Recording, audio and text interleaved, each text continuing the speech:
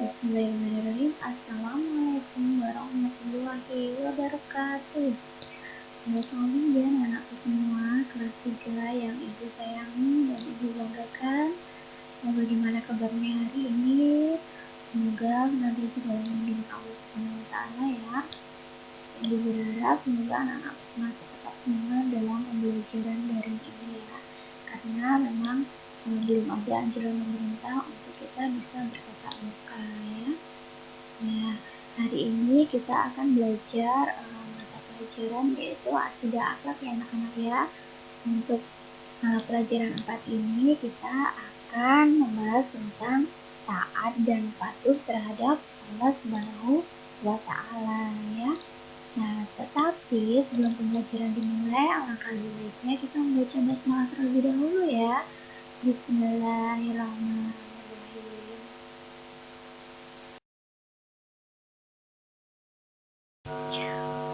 Pengertian taat kepada Allah Subhanahu wa Ta'ala. Nah, taat menurut bahasa itu artinya tunduk dan patuh ya. Sedangkan menurut istilah, taat kepada Allah Subhanahu wa Ta'ala itu diartikan sikap tunduk dan patuh melaksanakan perintah Allah dan menjauhi larangannya ya. Nah, taat kepada Allah, jadi Allah Subhanahu wa Ta'ala itu adalah Tuhan yang wajib disembah ya anak-anak oleh semua makhluk yang ada di dunia ini ya. Nah, alam semesta ini diciptakan oleh siapa? Oleh Allah Subhanahu wa Ta'ala. Nah, untuk memenuhi kebutuhan manusia, tanaman yang beraneka warna dan berbagai macam buah-buahan dan semua hewan dan lingkungan ini diperuntukkan bagi manusia ya. Nah, perhatian Allah Subhanahu wa Ta'ala terhadap manusia itu sungguh tak terhingga ya anak-anak ya. Nah, Allah itu memenuhi segala yang kita minta ya. Bahkan yang tidak kita minta pun Allah Subhanahu wa Ta'ala telah memenuhinya ya. Ya, misalnya kita tidak pernah berdoa kepada Allah Subhanahu wa Ta'ala agar ketika kita dilahirkan ke dunia nanti dilengkapi dengan panca indera yang lengkap. Itu kita tidak pernah berdoa ya, tetapi Allah Subhanahu wa Ta'ala langsung memenuhinya bukan? Dan masih banyak lagi ya rezeki yang Allah Subhanahu wa Ta'ala berikan kepada kita ya, memberikan kita kesempatan untuk hidup di dunia ini, masih memberikan kita kesehatan, masih bisa bernafas, masih bisa menikmati alam semesta ini ya, yang tentunya tidak mungkin bisa kita sebutkan satu persatu ya anak-anak ya.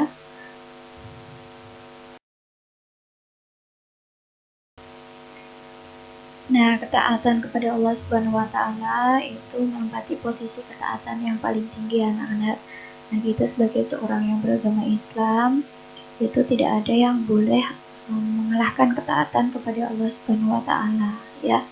Jadi ketika Allah memerintahkan manusia, maka setiap manusia harus menaatinya ya.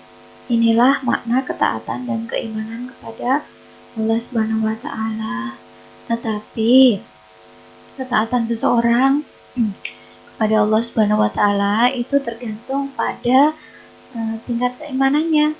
Semakin kuat iman seseorang tersebut itu, maka semakin taat pula dia kepada Allah Subhanahu wa Ta'ala. Begitu juga sebaliknya, jika semakin lemah imannya, maka semakin lemah juga ketaatannya kepada Allah Subhanahu wa Ta'ala. Nah, dasar taat kepada Allah Subhanahu wa Ta'ala itu adalah firman Allah yang dituliskan dalam surat An-Nisa ayat 59 yang bunyinya ya ayyuhalladzina amanu atiullaha wa atiur rasulah wa ulil amri minkum, yang artinya hai orang-orang yang beriman, taatilah Allah dan taatilah Rasulnya dan ulil amri di antara kamu. Al-Quran An-Nisa ayat 59.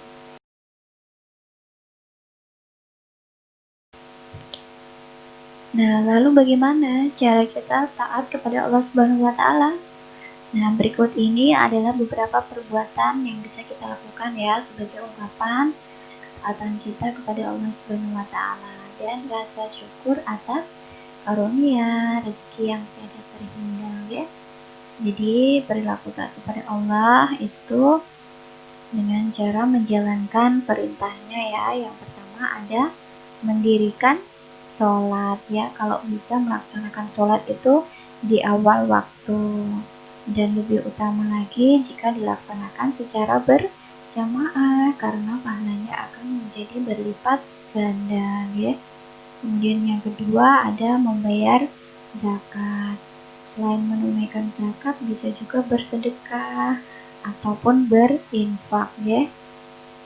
Dan yang ketiga ada puasa ya. Jadi menjalankan puasa itu tidak hanya pada bulan Ramadan saja, tetapi bisa menjalankan puasa sunnah ya. Nah ya. Kemudian ada ibadah haji itu hanya untuk bagi orang yang mampu. Jika belum mampu ya tidak apa-apa ya. Semoga Allah segera memampukannya. Kemudian yang ada membaca Al-Quran ya. Ada lagi selalu mengingat Allah Subhanahu wa taala dengan cara bagaimana? Berzikir di setiap saat. Itu tidak hanya pada waktu selesai sholat. Setiap saat boleh kita melakukan zikir ya kepada Allah supaya kita senantiasa mengingat Allah Subhanahu wa taala ya. Kemudian ada berperilaku yang islami sesuai dengan ketentuan Allah Subhanahu wa taala dan Rasulullah ya.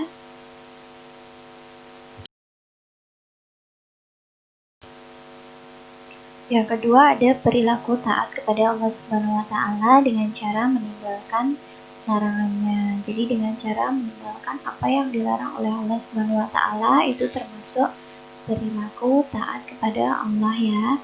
Yang pertama ada syirik. Syirik itu ya diantaranya menyembah berhala, menyekutukan Allah Subhanahu wa taala, meminta pertolongan kepada dukun dan tidak percaya kepada Allah ya. Kemudian yang kedua ada berjudi,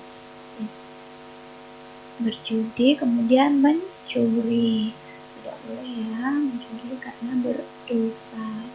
Kemudian yang keempat ada narkoba dan minuman keras. Itu sangat dilarang oleh Allah Subhanahu wa taala ya, karena termasuk barang yang haram ya.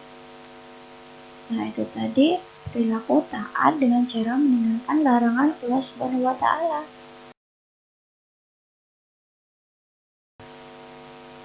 Kemudian selanjutnya ada hikmah taat kepada Allah Subhanahu wa taala. Subhanallah, ternyata ketika kita taat kepada Allah Subhanahu wa taala, ternyata kita akan mendapatkan hikmah-hikmah tertentu ya dari Allah. Yang pertama ada mendapatkan petunjuk dari Allah Subhanahu wa taala ya. Jadi manusia yang beriman kepada Allah itu maka Allah akan memberikannya sebuah hikmah, yaitu dengan cara apa? Mendapatkan petunjuk dari Allah ya. Allah Maha Adil pada setiap makhluk yang diciptakannya ya. Allah juga akan memberikan petunjuk kepada seseorang apabila dia benar-benar beriman kepada Allah. Dan yang kedua adalah Allah Subhanahu wa taala akan memberikan rezeki ya. Jadi hikmah diantaranya taat kepada Allah adalah Allah akan memberikan rezeki kepada umatnya ya. Walaupun terkadang kita belum bisa taat kepada Allah, tetapi ternyata Allah juga memberikan kita rezeki ya. Entah itu rezeki dalam bentuk materi maupun dalam bentuk kesehatan ya. Kemudian yang ketiga ada dimudahkan urusannya oleh Allah Subhanahu wa taala ya.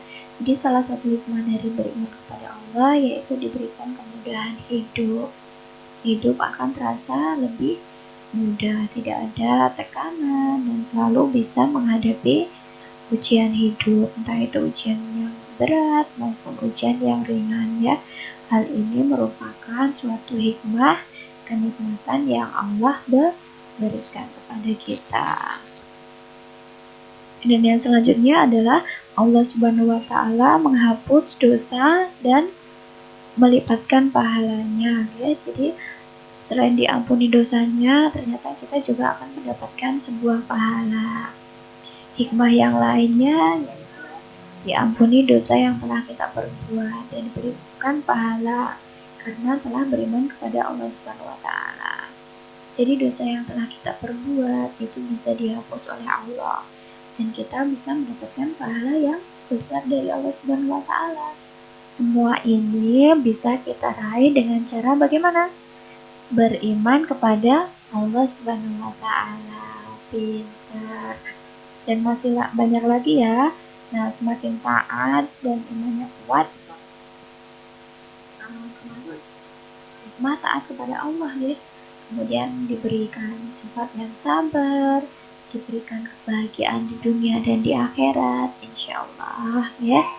Nah, itu tadi penjelasan dari benda hikmah taat kepada Allah Subhanahu wa Ta'ala. Nah, itu tadi pembahasan mengenai tentang taat dan patuh terhadap Allah Subhanahu wa Ta'ala ya. Semoga apa yang Bu Guru sampaikan bisa bermanfaat untuk kalian semua.